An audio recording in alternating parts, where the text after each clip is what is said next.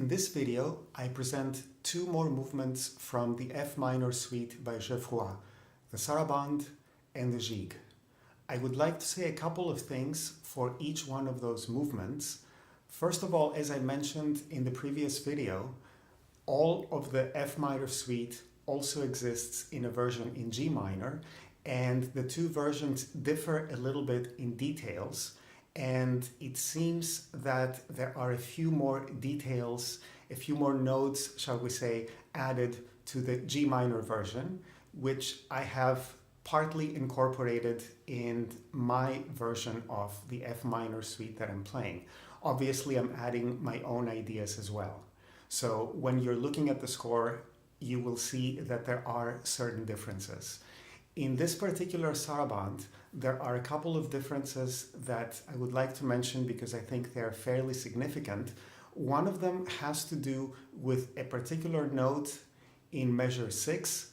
You will see this when you are watching the video with the score, but I wanted to mention it here. What is happening is that in the F minor version, there is a note which sounds wrong, and it's actually different in the G minor version. The G minor version, there is something that sounds more correct. Let me play the F minor version as it appears to give you an idea. And since this measure is part of the first section, I will play the entire first section. Measure 6 occurs near the end of the section, and I think you will be able to hear the mistake. So I'm playing exactly, at least in measure 6, I'm playing exactly what's written. Obviously, I don't play exactly everything as it appears in the score. That's part of performance practice. So this is the first section.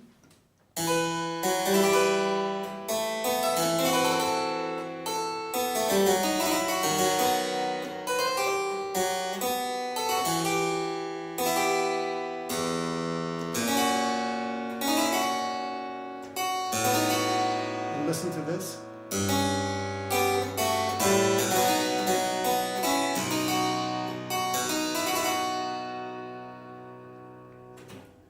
So in other words, when I do this,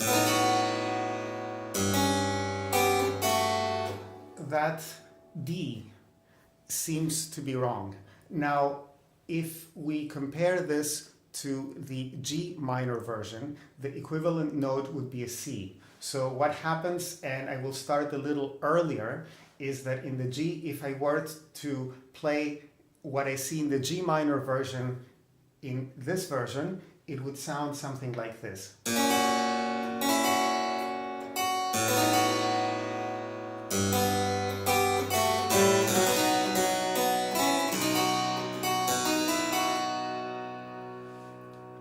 So what I have decided to do, since of course each section I repeat, is that the first time that I play it, I actually play the corrected version as you find it in the G minor version of the piece. But for the repeat, I wanted to see if there was some way that I could incorporate this mistake into this piece. So what I decided to do is think of it as some sort of a neighbor tone, a non-chord tone. So I have it happen a little before the beat, and then this way I can integrate it within the texture. So when I repeat the section, I play something like this. And again, I'm starting a couple of measures beforehand.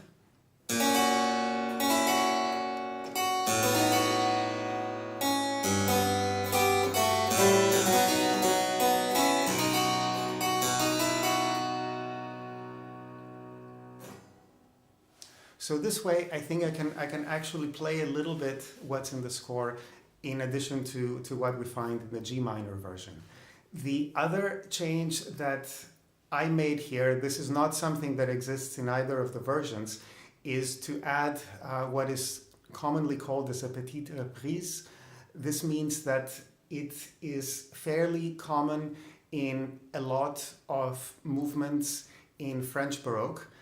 When you play the second section, we usually play it once, we repeat it, and then the last few measures are played once more. They're played a third time. This is what we call a petite reprise, and there isn't such a thing here, but these last measures are so gorgeous that I felt that I at least wanted to hear them yet a third time to really enjoy their effect.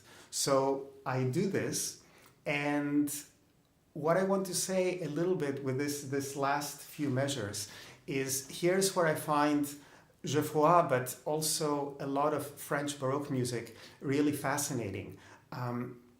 What I find fascinating is that you start a certain way in a piece and you think you're going along in a certain direction and you think where you're going, and then there are these wonderful harmonic twists that you really don't expect and they come out of nowhere.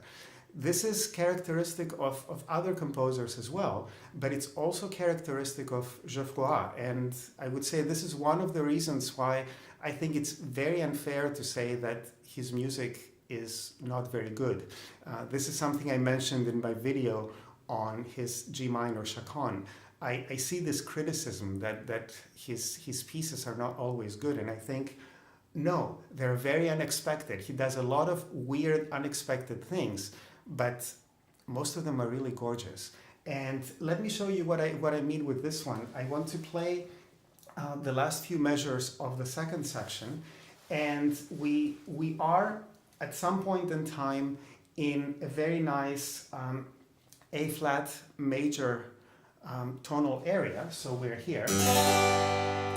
And then the piece continues in a fairly normal way.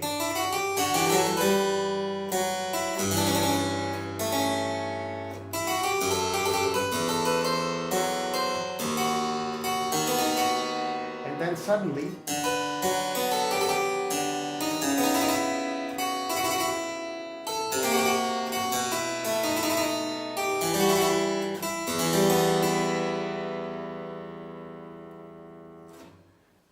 there. So we start in what seems like a fairly diatonic area, and then we add all of these jazzy chords, because what is happening is we are in A flat, as I said, and then slowly we start descending,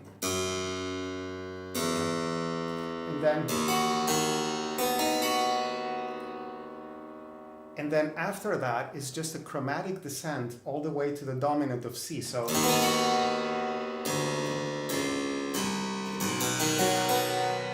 and then we finally cadence in F minor, the key of the piece. It's a very gorgeous, it's a beautiful moment, and again, this is not something that you find very commonly in music from other countries. I would say this kind of starting in a certain way, having an idea of where you're going, and then turning the tables like that. And there are all sorts of little details throughout this piece and throughout the music of Geoffroy in general, where something very strange but very beautiful happens, very unusual. So I want you, as you're listening to the recording, I want you to savor that moment. It's really gorgeous, and I would say this is the reason that I wanted to add this petite reprise. I wanted to play it a third time and really enjoy this beautiful moment.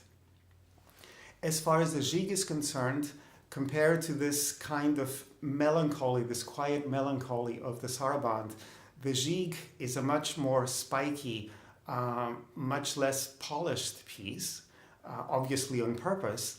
And I would say in my performance, I have decided not to soften at all the rough edges. This actually made it much more challenging to play, but I think it really fits the character of the piece. And you have this wonderful contrast between those two movements. As always, I hope you enjoy the performances.